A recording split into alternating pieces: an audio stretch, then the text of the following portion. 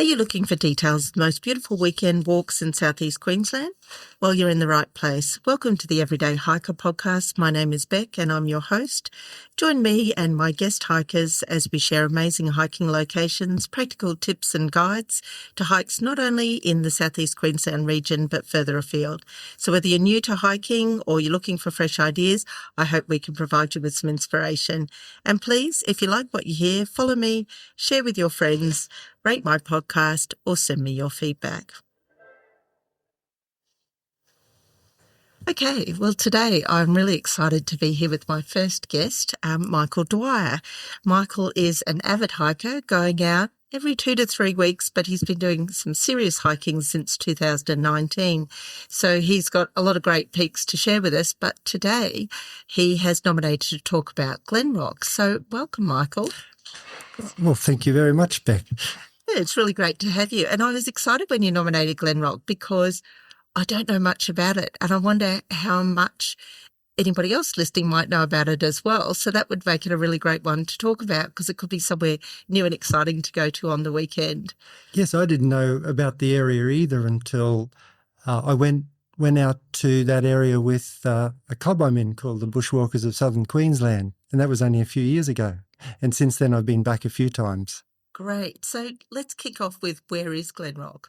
Glen Rock is at the northern end of the Main Range National Park, and you get to it via Gatton. You go to Gatton and then you head south, probably slightly southwest, and it's about 3/4 of an hour, I think about 45 Ks, of which most of that is bitumen, but the last maybe 10 kilometres or so is dirt, but it's easily travelled, to drive on with a 2-wheel drive. You don't need a 4-wheel drive. So that's about 45 minutes from, say, Brisbane City. No, so 45 minutes from Gatton. So Gatton's probably another 45 minutes or yes, so. Yes, that's right, yes. Yeah, so more like an hour and a half from Brisbane Exactly, City. yes. Okay, all right. And so when you say it's the northern end of Main Range, so I suppose Cunningham's Gap is going more out the Warwick way and this is more on the Toowoomba Road. That's right, yes. Yeah. So I don't know, as the crow flies, you'd probably be 20 or 30 or 40 kilometres north of Cunningham's Gap. Okay. And it's in an area called the Glen Rock Regional Park. And I haven't been able to work out whether it technically is in the Main Range National Park, but the Main Range National Park borders it on each side. That's adjacent to it. Adjacent to it, yes. Yeah, fantastic. So when you is there like a main car park or, where do you park your car? And are the trails sort of out of one place or? Essentially, yes. So there's a fairly large camping area there, but there's also a day use area called Casuarina Day Use Area. You arrive at Casuarina Day Use Area just before the camping area. There's an information pavilion, I suppose, on your left, and Casuarina Day Use Area is on your right. There's plenty of parking, and there's also toilets there as well. And so that's the area that you start. Probably there's 4 or 5 different walk options in the Glen Rock area.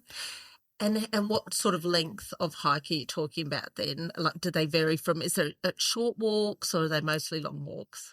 I think they vary from the one I'm going to talk about. It's probably only about 6 kilometres in length, but it's probably 3 or 4 hours because it's a fairly tough walk.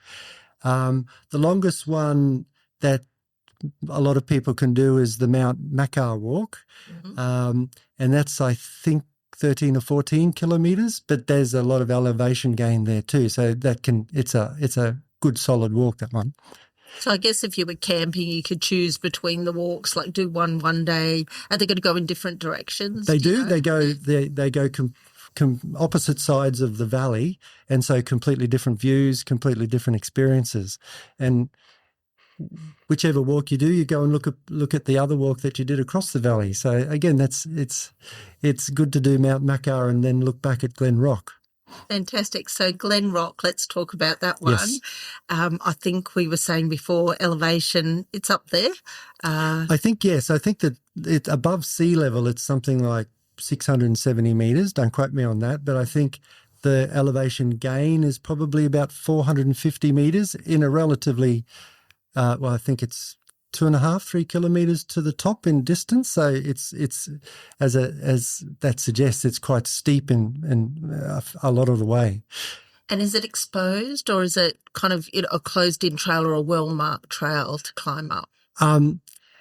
It's difficult. Curiously, the hardest part to find is where to start. That's why All Trails is very handy for that, because the hardest part, the beginning of the trail starts near that information booth, probably only about 50 metres away from it, but it seems to be really quite overgrown at the start. So All Trails helps you find the start, and then the trail becomes a lot more defined. Some of it seems to be an old farm track or something, but then eventually, as you keep going higher, you go off the farm track. But the track is, for a large part of the way, easy to find. But again, towards the top, it's good to have All Trails to help you, because then the track becomes a bit more ill-defined again. And there are safe ways to the summit, and there are other ways that you wouldn't want to go. And when you say exposed, I do tend to be somebody who's a bit afraid of the serious exposure, but I managed to get to the top with only a small increase in my heart rate. There's a bit of exposure towards the top, but nothing too serious. Quite steep, and the trail follows a ridge line, and it drops down, but it's not a cliff. It's very steep, sort of grassed area. So I suppose if you happen to slip, you're not going to suffer serious injuries, which is one of the ways I think about what exposure is. Yeah, no, that's great. That's exactly the sort of thing I think people want to know, how comfortable you are.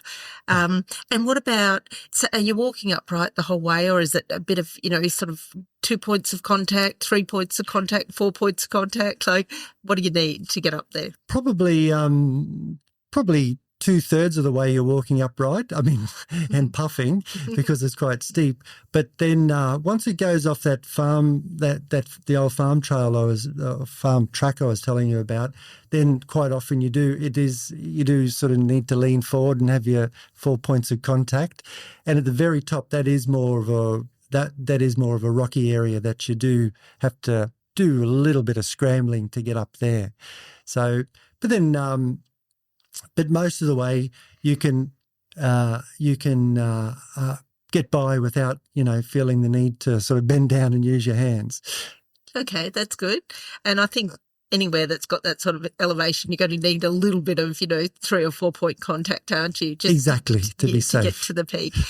And when you get to the top, is it an open area? Like, do you get good views, or is it a little bit more it's fantastic views. It's one of the reasons I was recommending it to you. It's, I think you would say it's just about 360-degree views, and you're looking up and down this valley towards the other mountains of the Main Range National Park. So, and then looking west, you're looking over at the other Mount Makar, which I was telling you about. Yeah. But then if you're looking east, you're looking at further mountain ranges as you sort of look towards the coast. So great views. But the best views are from the summit, and that does mean that you do have to climb up there. There are also pretty good views, not quite as good if you don't want to go up to the very summit. There are still some pretty good views looking for over the rest of the park. Just you can't see south as well. You're looking more north in that case.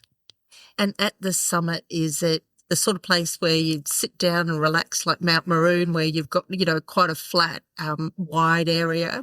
Or is it, you get those summits where they're quite rocky and narrow when you get there? More like the second part, but there's probably, an area that you could comfortably fit 5 or 6 people to sit down. And the last time I went up it was very, very windy, so I was making sure that I was staying away from the edge, because when you do get to the summit, there are cliffs, there are sheer cliffs. So stand back from there and be careful with your selfies. But yeah, the summit would be is big enough to sit down, have some morning tea or some lunch, depending on the time of day that you're there. Big groups, you'd probably have to take turns to go and stand there. Possibly. I've never seen big groups up there. Yes. Oh, that was my next question. Yes. Because I haven't heard of it. It's clearly not as popular, and that would be one of the attractions, maybe. It is, yes. Yes, you're not going to run into 30 or 40 people all in one group going up, as I have in a couple of other places. I was about to say the summit is about as big as the East Kugel, if you know the Kugels. And I've been up there when there have been 20 or 30 people up there, and literally everyone's taking turn to go and sit there. But in this case, you're not going to run into many people at all. When I went up there a few months ago, I was the only one on the track the whole time I was there. I was the only person there. I suspect more people were walking on some of the other tracks that morning. Yeah, okay. Well, that's fantastic, because it's getting rarer to find those trails that aren't as popular that still offer great views. Maybe we shouldn't be telling people about it. I did think about sharing this one with you. No, not at all. I think that's fantastic. We can rotate around, I'm sure. Yeah. But you did say there was another area that's not quite the summit that potentially you could take a break on instead. Oh, yes. There's probably 10 minutes from the summit, there's a lovely grassy, sort of extensive grassy area that you could just sit down and really relax. So some people might want to get to the summit, then come back and sit down and relax before facing the walk back down again, yes. And the walk back down, no particular difficulties, because as you said, you're not really, it's more a grassy area back down, so it's more about just watching your footy? That there is that grassing area, but it's an out and back trail, so then you do have to go over some of those areas you were using your hands and feet to climb up. Going back down again, it doesn't hurt to support yourself with your hands as you're finding your way down again. But again, nothing too scary. It is possible, and I think it's shown on all trails. You can also, from the summit, you backtrack a little bit, and then you can turn it into a circuit that goes for a much longer walk. That one's I haven't done that one, but it's about 12 or 13 kilometres, where you follow the ridge line, firstly east, then north, and then come back to where you started again. But I haven't tried that one. I understand there's some pretty steep bits on that too, according to a friend of mine who's done it recently. Okay. And it doesn't sound like there's any water, so there's no sort of creeks or waterfalls in those particular ranges? That not on the Glen Rock walk, but if you decide to go do any on the Mount Macquarie side of the valley, you do actually have to cross a creek. I think it's called East Halden Creek, and that creek's actually usually has water in it, and it's quite wide. So you might have to take your shoes off or be prepared to get them wet, but you don't want to get your shoes wet at the very beginning of the walk. But so there is a nice creek there, and I suppose in summertime you could probably find places you could splash around and have a swim at after you've finished walking. That's on the Mount Macquarie side. On the Mount Macquarie side of the valley, which is very close to the Casuarina Day use area and to where the campers camp. Yeah, so it sounds as though it'd be a great weekend camping to do one side of the valley one day, camp overnight, and then do the other side the next day. Most definitely. Yeah. And is it a national park campsite, do you know? No, it's a regional. I think it's by that regional council. Yes, so it's got the facilities. I wouldn't know if it has showers, but it's got toilets. There's a couple of sets of toilets there that people use. Yeah, we might look it up and put a link to it on the show notes so people can have a look at it. That's a good idea. Yes. So, anything else about Glen Rock that you want to cover before we go into a few, hiking tips and guides for people? Just worth mentioning that the drive, once you leave Gatton and you follow the creek, I think it's the same creek, the East Halden Creek. It's a lovely drive that to get out there. You follow the creek a long way, and it reminds me of some of the creeks you see in New Zealand. They're a wide sort of gravelly creek, and they've seemed to have recently redone a lot of the bridges, so it's a very pleasant drive to get there too. So it's worth it just for the scenery For the as well. country drive. Yeah, that sounds fantastic. You've really inspired me. I'm going out there to check this one out. Now, Michael, I would like to share with people listening some of the things that help you when you're setting up and getting ready to go out for a hike. So Yes. let's tick off the first one, which is hiking boots or hiking shoes, or maybe you wear both. And what brand are you wearing? I wear hiking boots. When I was younger, I used to like to run a lot and twisted my ankles on multiple occasions, so I like to have that extra support. And the boots I wear are called Scarpa Delta GTXs. I looked it up the other day. I knew they were Scarpas. They're a full leather boot, and I really recommend them. I know people don't like leather boots because they can get wet, but they'll dry out really over really quickly after you've stopped hiking. They've got a very good grip. They're nice and firm. They give you really good support. So they're the boots that I use. That's fantastic. Okay, so you're in the hiking boot camp. What size pack do you carry? I think it's called an Osprey. It says an Altus 34, so I presume that means 34 litres. Yes. Yeah. So it's not a small pack, but it's not a big one I would take someone might take to go camping overnight. It would maybe not quite big enough for that, or maybe overnight, but not for a couple of days. Yeah. Yes. So it's much more of a day pack. Yes. And another controversial one, do you use hiking poles, and would you, if you did, use them on this trip? The answer is I do now. I used to be anti-hiking poles, but then I